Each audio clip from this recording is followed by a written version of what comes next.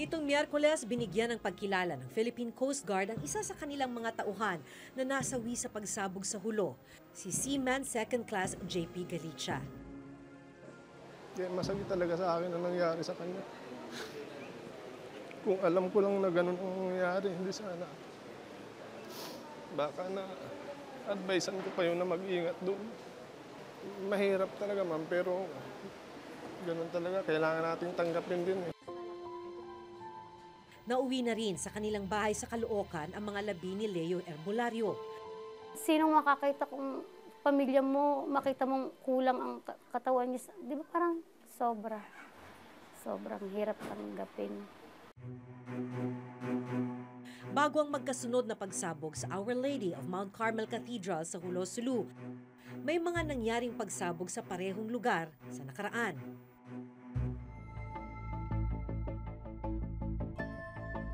July 2009, nang sumabog ang isang improvised explosive device o IED na ikinabit sa isang motorsiklo.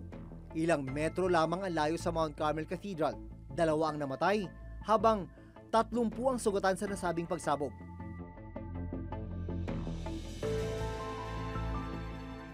Makalipas ang 4 na taon, August 2013, hinagisa naman ng Granada ang cathedral kung saan 2 ang naiulat na nasugatan. Hindi natukoy kung sino ang nasa likod ng pambobomba hanggang ngayon.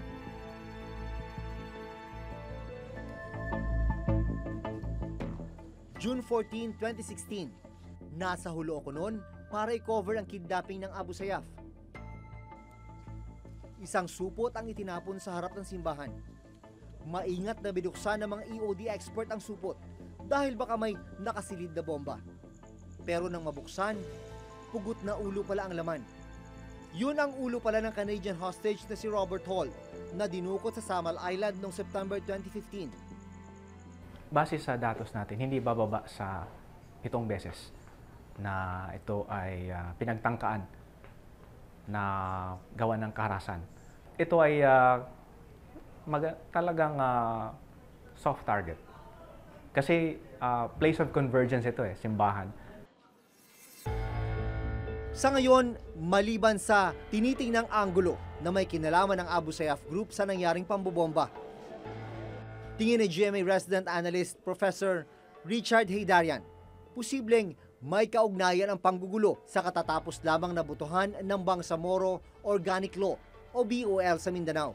Ano po ang analysis nyo dito sa nangyaring pag-atake sa Hulo Cathedral? Para sa akin naman, siguro medyo mahirap na hindi i-connect yung dalawa kasi let's not forget na yung schedule ng mga referendum na yan ay na-announce months earlier, no? At ang expectation the time na nakapasa yung Bangsamoro Organic Law back in July, no? Na by early January, magkakaroon na tayong referendum.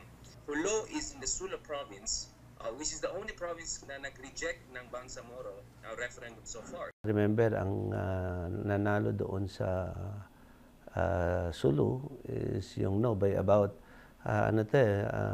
only about 20% margin, no? Kasi parang kung titingnan natin 60-40 yung ng boto.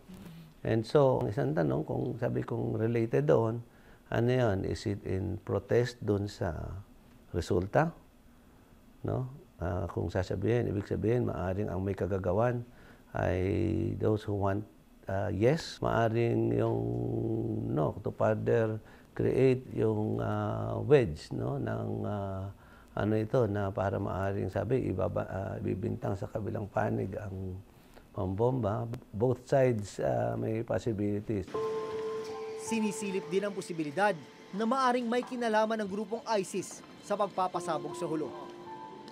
Mataas yung aking paniniwala na foreign assisted yung mga ganitong klaseng violent incident.